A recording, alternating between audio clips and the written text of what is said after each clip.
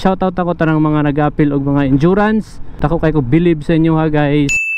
Right, good morning guys. For today's video magwashing sa atong motor no. Pagikanta og endurance and pag good na limpyuan ang atong motor and bakante man ta karong adlaw, so kita mismo ang magwashing sa ato ang motor. Rider 45. Okay, tara. Washing tanon guys. Dire ta magpa-washing guys. Hulog-hulog 5.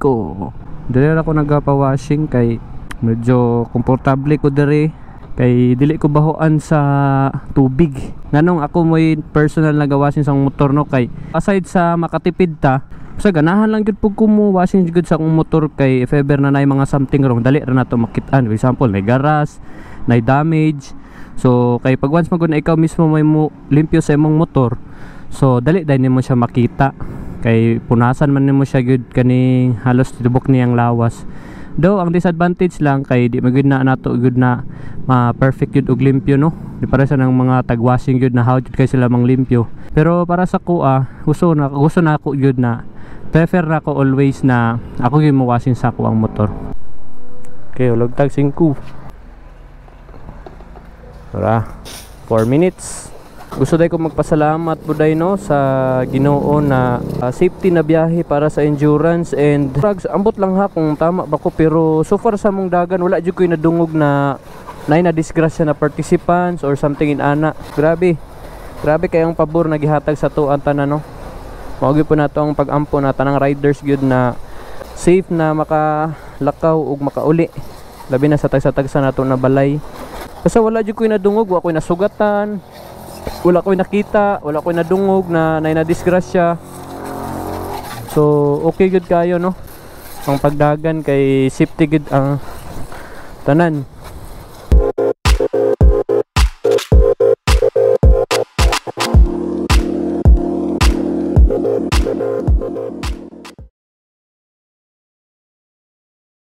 Okay, manataog watching.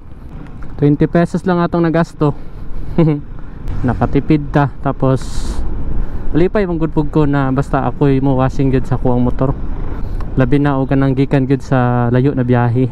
Okay, before na ko i-end ang akong vlog for today, gusto lang na ako no i-highlight or i-appreciate ang mga naga-appeal og endurance.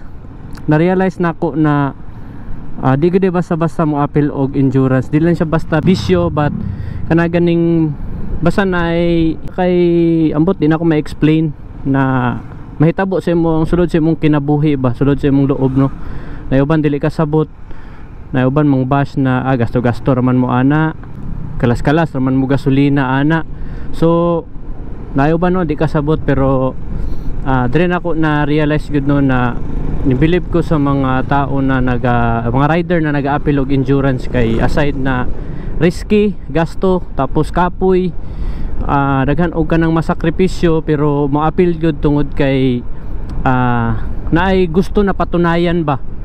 Labi na ang venue kay dili inyuhang lugar.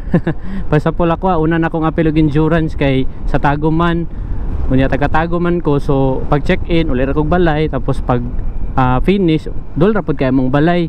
So karon second time man ako nag-appeal og endurance sa Dayaw. So grabe, daghan kog realization no. Kana unsa na lang kahatong mga participants na dili taga layo pa gyud sa Davao, ni biyahe pa gyud og mga 10 hours. Ang uban biyahe pag mga 10 hours para lang maka-appeal sa endurance. So may imagine mo na no, ni biyahe pa sila 10 hours pa doon sa venue, tapos intuyog pag 1,000 kilometers plus mo biyahe pa gyud og 10 hours pauli silahang balay para lang gyud maka-appeal ang endurance no. So di lang gyud siya basta bisyo, dili lang siya basta kanang kuan lang, kanang gusto lang gid mo mo-appeal, but naay mga kanya-kanya na mga reason nganong ning appeal. Kato lang gusto lang nako i-highlight tanang mga shoutout ako tanang mga nag-appeal og mga endurance.